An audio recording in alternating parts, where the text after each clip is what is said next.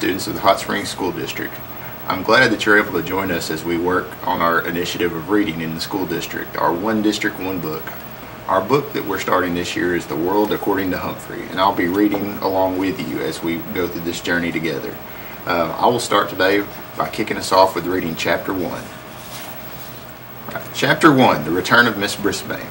Today was the worst day of my life. Miss Mack left room 26 of Longfellow School, for good. And that's bad. Worse yet, Miss Brisbane came back. Until today, I didn't even know there was a Miss Brisbane. Lucky me. Now I want to know, what was Miss Mack thinking? She must have known that soon she'd be leaving without me, and that Miss Brisbane would come back to room 26 and I'd be stuck with her. I still love Miss Mack more than any human or hamster on earth. But what was she thinking? You can learn a lot about yourself by taking care of another species, she told me on the way home the day she got me. You'll teach those kids a thing or two. That's what she was thinking. I don't think she was thinking very clearly.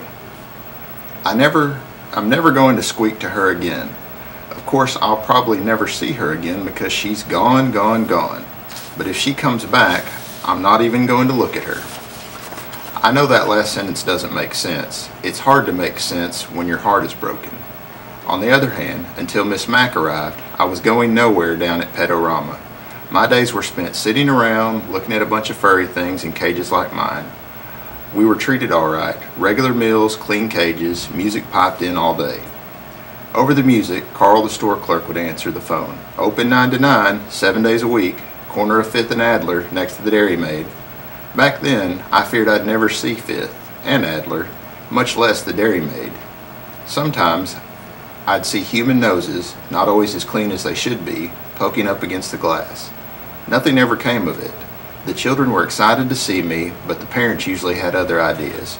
"Oh, come see the fishes, Cornelia, so colorful and so much easier to take care of than a hamster," Mama might say. Or, "No, Norbert. They have the cutest little puppies over here. After all, a dog is a boy's best friend." So there we were, hamsters, gerbils, mice, and guinea pigs, not nearly as popular as fish, cats, or dogs. I suspected I'd be spinning my wheel at Pedorama forever. But once Miss Mack came out the door a short 6 weeks ago, my life changed fast. I saw 5th, I saw Adler, and I saw the Dairy Maid with the statue of a cow in an apron outside. I was dozing when she first came to the Pedorama, as I do during the day because hamsters are more active at night. "Hello," a warm voice awakened me. When I opened my eyes, I saw a mass of bouncy black curls, a big happy smile, huge dark eyes. She smelled of apples. It was love at first sight. "Aren't you the bright-eyed one?" she asked, and I might return the compliment. I replied. Of course, it came out squeak, squeak, squeak as usual. Miss Mack opened up her purse with the big pink and blue flowers on it. "I'll take him," she told Carl. "He's obviously the most intelligent and handsome hamster you have." Carl grunted. Then Miss Mack picked out a respectable cage. Okay, not the 3-story pagoda I had my eye on, but a nice cage. And soon, amid squeals of encouragement from my friends in the small pet department, from the teeniest white mouse to the lumbering chinchilla, I left Pedorama with high hopes. We sped down the street in Miss Mack's bright yellow car. She called it a bug, but I could see it was really a car. She carried my cage up the stairs to her apartment. We ate apples, we watched TV, she let me run outside my cage. She gave me my very own name, Humphrey, and she told me all about room 26 where we'd be going the next morning. "And since you are an intelligent hamster who is going to school, I have a present for you, Humphrey," she said. Then she gave me a tiny little notebook and a tiny little pencil. "I got these for you at the doll shop," she explained. She tucked them behind my mirror where no one else could see them except me.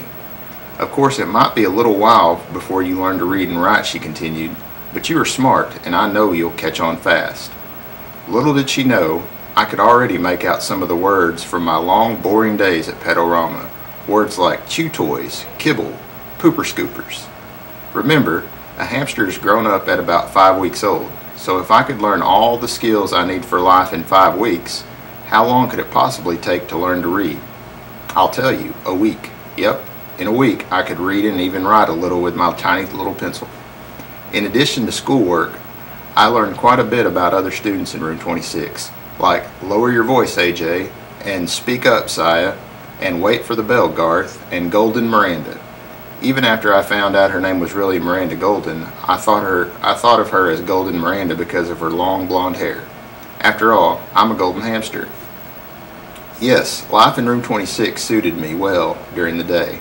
My cage had all the comforts a hamster could ask for. I had bars on the window to protect me from my enemies. I had a little sleeping house in one corner where no one could seem to bother me. There was my wheel to spin on, of course, and a lovely pile of nesting material. My mirror came in handy to check my grooming and to hide my notebook. In one corner I kept my food. The opposite corner was my bathroom area because hamsters like to keep their poo away from their food. Who doesn't? All my needs were taken care of in one convenient cage. At night, I went home from school with Miss Mack and we watched TV and listened to music. Sometimes Miss Mack played her bongo drums. She made a tunnel on the floor so I could race and wiggle to my hamster's heart's content. Oh, the memories of those 6 weeks with Morgan McNamara. That's her real name, but she told her students to call her Miss Mack. That's how nice she is, or was. On the weekends, Miss Mack and I had all kinds of adventures. She put me in her shirt pocket right over her heart and took me with her to the laundry room. She had friends over and they laughed and made a fuss over me. She even took me for a bike ride once. I can still feel the wind in my fur. I didn't have an inkling until this morning of the unsqueakable thing she was about to do to me. On the way to work she said, "Humphrey, I hate to tell you, but this is my last day in room 26. I'm going to miss you more than you will ever know." What was she saying? I hung onto my wheel for dear life. You see, it's really Miss Brisbane's class. But just before school started, her husband was in an accident, so I took over the class. Today, she's coming back for good. Good? I could see nothing good in what Miss Mack was saying. Besides, I want to see the world, Humphrey, she told me. Fine with me. I've thoroughly enjoyed all the world I've seen so far, and I would go to the ends of the earth with Miss Mack, but she wasn't finished yet. But I can't take you with me. All hopes dashed completely. Besides, the kids need you to teach them responsibility. Miss Brisbane needs you too. Unfortunately, she didn't tell Miss Brisbane that. Miss Brisbane was already in room 26 when we arrived. She smiled at Miss Mack and shook her hand. Then she frowned at me and said, "Is that some kind of rodent?" Miss Mack gave her the speech about how much kids can learn from taking care of another species. Miss Brisbane looked horrified and said, "I can't stand rodents. Take it back." The it she was talking about was me. Miss Mack didn't bat an eyelash. She put my cage in its usual place next to the window and said the kids were already very attached to me.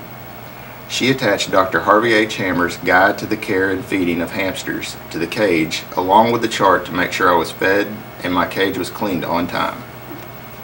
"The children know what to do. You won't have to do a thing," Miss Mack said as Miss Brisbane glared at me. Just then, my fellow students came streaming into the room. Within half an hour, Miss Mack had said goodbye to everyone, including me. "I'll never forget you, Humphrey," she whispered. "Don't you forget about me either." "Not likely, but I don't know if I can ever forgive you," I squeaked. And then she was gone, without me. Miss Brisbane didn't even come close to my cage until recess. Then she walked over and said, "Mister, you've got to go." But she doesn't know my secret. The latch on my cage door doesn't work. It never has. It's a lock that doesn't lock. So I've got news for Miss Brisbane. If I've got to go, it will be when and where I decide to go, not her. Meanwhile, I'm not turning my back on this woman, not for a second. If I ever disappear and some friends find this notebook, just check out Miss Brisbane, please.